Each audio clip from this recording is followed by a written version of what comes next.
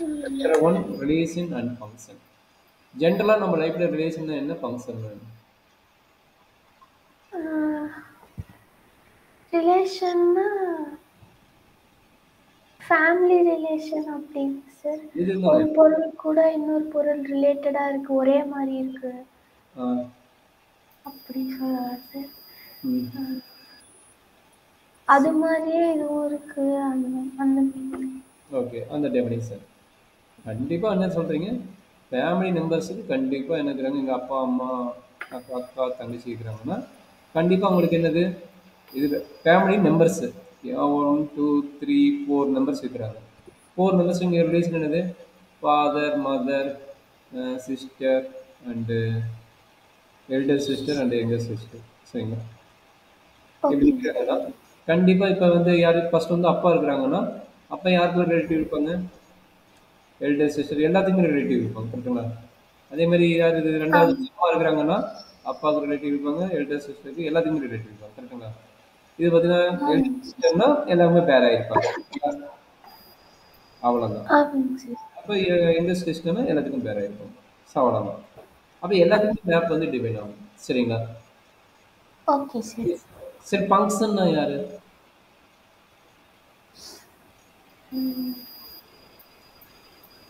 Sir வீட்லயே ஒரு ஃபங்க்ஷன்னா விசேஷம் வச்சுக்கலாம், அவ்வளோதான். விசேஷம் என்னது, ஃபங்க்ஷன் தானே விசேஷம். நீங்க ஆமாங்க சார். ஃபங்க்ஷன் என்ன இருக்க போகுது? சரி, ஃபங்க்ஷன் ரிலேஷன் ஃபங்க்ஷன் ஒன்றா அப்படிங்கிற ஒரு கொஸ்டின். ரிலேஷனும் ஃபங்க்ஷனும் ஒன்றா அப்படின்னா நம்மளுக்கு அதுவும் தெரிஞ்சவங்க. சரிங்களா? Okay sir. சரி, ரிலேஷன் வந்து ஆர் நோட் பண்ணுவாங்க, ஃபங்க்ஷன் வந்து எஃப் நோட் பண்ணுவாங்க.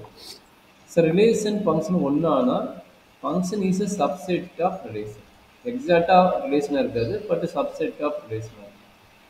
இதுக்கு மீனிங் என்ன, இப்படி போட்டு இதுக்கு பேர் சப்செட். Okay sir. அப்படின்னு என்னமா, இப்போ வீட்லேயே ஒரு மேரேஜ் ஃபங்க்ஷனோ இல்லை வேறு ஏதாச்சும் வீடு மேரேஜோ அந்த மாதிரி நடக்குதுன்னா உங்களுடைய எல்லா ரிலேஷனும் கூப்பிட்டு தானே பண்ணுவீங்க. அப்போ ஒரு ரிலேஷன் இருந்தால் தான் ஃபங்க்ஷனே வைக்க முடியும். ஆமாங்க இல்லைன்னா ஃபங்க்ஷன் வைக்க முடியாது. கரெக்டுங்களா? ஆமாங்க சார். That's all. அப்போ 1 2 3 நம்பர்ஸ் வைக்கிறீங்கன்னா 4 நம்பர்ஸ் வைக்கிறீங்கன்னா அந்த 4 நம்பர்ஸும் சேர்த்து ஒரு மேரேஜுங்கிற ஒரு ஃபங்க்ஷனோ இல்லை வீடு கட்டுற ஃபங்க்ஷனோ அந்த புண்ணியஜனி மங்களம் அந்த ஃபங்க்ஷன் செய்கிறேன்னா அப்போ என்ன ஆகும், இந்த 4 பேர் சப்போஸ் மேரேஜ் பண்ணுறீங்கன்னா 4 பேர் சேர்ந்து அந்த மேரேஜ் ஃபங்க்ஷன் அட்டன் பண்ணுற மாதிரி இருக்கும். ஏன்னா ஒருத்தருக்கு தான் மேரேஜ் நடக்கும். கரெக்டுங்களா? வீட்டில் யாரோ ஒருத்தருக்கு தான் மேரேஜ் ஃபங்க்ஷன் எல்லாத்துக்கும் காமன், எல்லாத்துக்கும் காமன். சரிங்களா? Okay sir. அண்டர்ஸ்டாண்ட் பண்ண முடியுதா? எனர்ஜி டவுட் இருக்குது.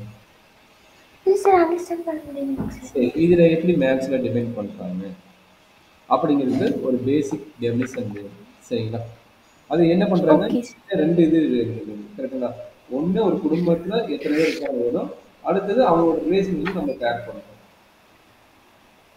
ஃபஸ்ட்டு ஃபேமிலி மெம்பர்ஸ் எப்படி யாருன்னு நமக்கு தெரியாது. ஒரு ஃபேமிலியில் எத்தனை பேர் இருக்கிறான்னு கவுண்ட் பண்ணணும்.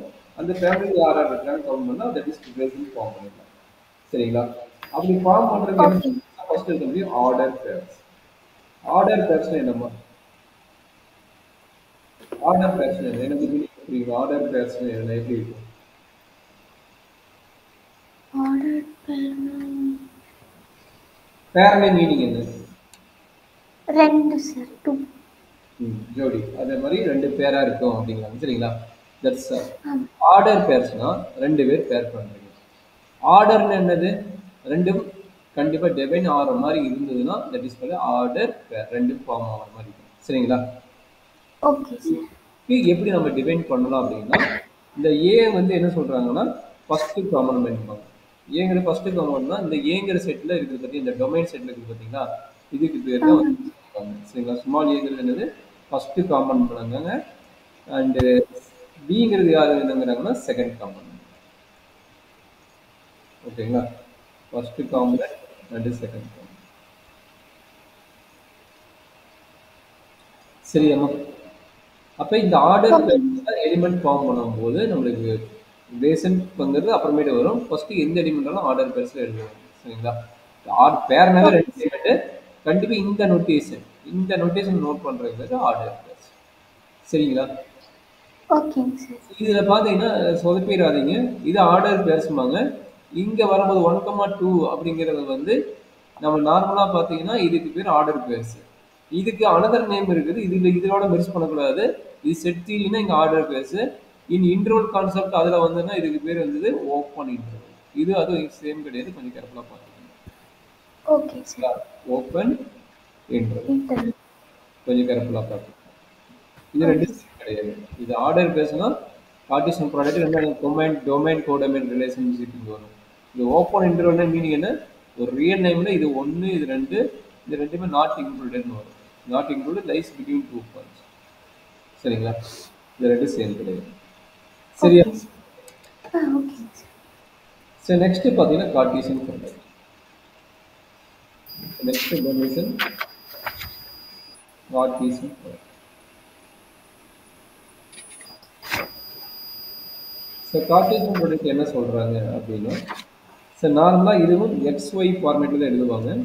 அதுக்கு ஃபர்ஸ்ட் எழுதுறது பேர் வந்து டொமைன் எலிமெண்ட், ரெண்டாவது எழுதுறது பேர் வந்து கோடன். சரிங்களா? இப்போ சப்போஸ் இங்கே 1 2 3 இருக்குதுன்னா இங்கே XYZன்னு எழுதுறீங்கன்னா இந்த 1 வந்து Z டிபெண்ட் ஆகுது, 2 வந்து Xக்கு டிபெண்ட் ஆகுது, 3 வந்து Yக்கு டிபெண்ட் ஆகுதுன்னா இது எப்படி எழுதுவீங்க? இது A இது Bனா கார்ட்டீசியன் ப்ராடக்ட் எப்படி எழுதுனா A பை B எழுதலாம். சரிங்களா? கார்ட்டீசியன் ப்ராடக்ட் எழுதுறது A பை B எழுதுறாங்க. சரியாம்மா? Okay sir. அப்போ ஏங்கிற செட்ல யாரா இருக்கிறா? 1 2 3 இருக்கிறாங்க. பிங்கிற செட்ல யார் இருக்கிறா? X Y Z இருக்கிறாங்க. இப்போ யார் யாருக்கு மேப் டிபைன் ஆகிறாங்களோ அவனை அட்லீஸ்ட் எழுதினாலும் போகும். சரிங்களா? சப்போஸ் இங்கே கிளியராக தெரியுது யார் யாருக்கு டிபைன் ஆகுறாங்க, அப்போ அவங்களுக்கு மட்டும் மேப் டிபைன் பண்ணால் போதும். இல்லை இந்த மேப் வந்து அவங்க கொடுக்கல அப்படின்னா நம்ம ஜென்ரல் வியூவில் எழுதினாலும் ஓகே. அப்போ கார்ட்டீசியன் ப்ராடக்ட் எப்படி எழுதுறாங்கன்னா நோட்டேஷன் பண்ணி ஃபர்ஸ்ட் டொமைன் எலிமெண்ட், அடுத்தது கோடொமைன் எலிமெண்ட். இதுக்கு பேர் டொமைனு, இங்கே வர எலிமெண்ட். இது ஃபுல் செட்டு பேர் டொமைனு, இதுக்கு ஃபுல் செட்டு பேர் கோடொமைன்.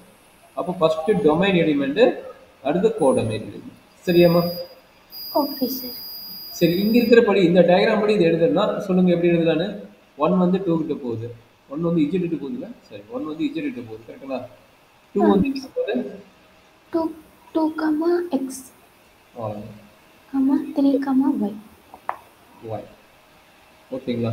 இது நார்மலா இந்த ஃபங்க்ஷனுக்கு டிபெண்ட் பண்ணும்போது இங்க கொடுத்துக்கிற செட்டுக்கு டிபெண்ட் பண்ணும்போது இந்த மாதிரி வரும்.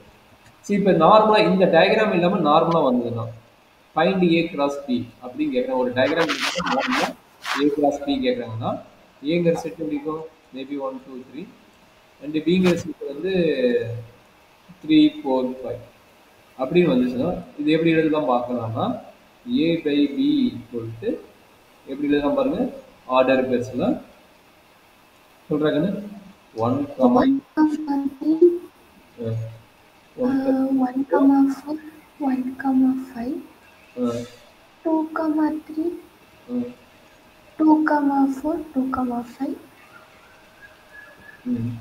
3 3 4 3 5. அவ்வளோதான். நார்மல் இந்த மாதிரி எழுதிக்கலாம். சரிங்களா? Okay sir. சரி அப்போ நம்பர் ஆஃப் எலிமெண்ட் நான் சொல்கிறேன். டயக்ராமுக்கும் இப்படி எழுதுறதுக்கும் என்ன சார் டிஃப்ரென்ஸ்? நம்ம டயக்ராம்லயும் இப்படி எழுதலாம்ல சார்? டயக்ராமில் எழுதலாம், பட் ஒன்றுக்கு ஒன்று ரிலேட்டிவாக இருக்குதா? இதுக்கு எழுதலாம், பட் இந்த ஃபங்க்ஷன் வந்து எல்லாத்துக்கும் டிபைன் ஆகிருந்தா நீங்கள் எழுதிக்கலாம். சரிங்களா?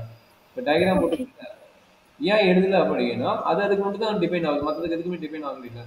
அப்போ அது வந்து நான் எம்டி செட்டாக தான் இருக்க போகுது. சப்போஸ் நீங்கள் சொன்ன மாதிரி இங்கே எக்ஸ், இங்கே வந்து 1, இங்கே வந்து ஒய், இந்த மூணுக்குமே டிபைன் ஆச்சுன்னா நீ வந்து அந்த 1 எக்ஸு 1 ஒய் 1 இஜெட் எழுதிக்கலாம். சரிங்களா? அதே மாதிரி 2க்கு வந்து இங்கே இருக்குதுன்னா இது மூணுக்குமே டிபைன் ஆயிடுச்சுன்னா சரிங்களா? அப்படின்னு அதை எழுதிக்கலாம். 2 1 2 2 2 3 சரி 2 எக்ஸ் 2 ஒய் அப்படி தானே? 2 எக்ஸ் 2 ஒய் 2 இஜெட். அதே மாதிரி 3க்கு அதே மாதிரி எழுதிக்கலாம். சரியாம்மா? Okay sir. சரி ஏன் இப்படி பண்ணுறேன்னா இப்போ நான் ரிலேஷனல் ஃபங்க்ஷனுக்கும் கம்ப்ளீட்டாக டிபைன் பண்ணி காட்டுறதுக்காக இது எழுதிக்கிறேன். இந்த கார்ட்டீசியன் ப்ராடக்ட் என்ன நடக்கும், இந்த கார்ட்டீசியன் ப்ராடக்ட் என்ன நடக்குன்னா இந்த கார்ட்டீசியன் ப்ராடக்ட் எல்லா எலிமெண்ட் எழுதிட்டீங்களா? அப்போ அது எல்லா எலிமெண்ட் எழுதிட்டீங்கன்னா அது நீ எதுவுமே பார்க்க வேணாம், நீ பாட்டுக்கு அப்படியே எழுதிட்டா தட் இஸ் கால்ட் ரிலேஷன். இங்கே எழுதுனதுக்கு பேர் என்னது? ரிலேஷன். சரிங்களா? இங்கே எழுதிட்டு இதுக்கு பேர் ஃபங்க்ஷன். இதுக்கு பேர் என்னது? ஃபங்க்ஷன். அதை எப்படி டிஃபரன்ஸ் பண்ணி காட்டுற மட்டும் சொல்லி கொடுக்குறேன். நீங்கள் ஃபஸ்ட்டு இது தெரிஞ்சுக்கங்க, போக போக அப்படி ஒன்றா வரும். சரிங்களா? ஓகேங்க சார். சரி டேக்கன். இப்போ இங்கே என்னாச்சு? என் ஆஃப் ஏ கிராஸ் பி. இதனோட வேல்யூ எவ்வளோ கண்ணு? டோட்டல் வேல்யூ எவ்வளோ வருது? 9 வருதா? அப்போ ஆமாம் சார். மீனிங் என்னன்னா N of A cross N of பியோட வேல்யூ எவ்வளோ வரும் பாருங்க. அது 3, இது 3. சரிங்களா? அப்போ N of A cross B, என்னங்கிறது என்ன? Number of elements. Okay, A cross B okay. எப்படி எழுதலாம்? N of A cross N of பின்னு எழுதணும். சரிங்களா? ஓகேங்க சார். இது நார்மல் தான். சரிங்களா? Okay sir. இப்போ நான் 2 டெபினிஷன் கொடுத்துக்கிறேன். யாராவது கொடுத்துக்கிறேன்? ஆர்டர் பெருசுனா யாரு? Cartesian product. கார்ட்டீசியன் ப்ராடக்ட்னு. இவங்களை தெரிஞ்சுச்சுன்னா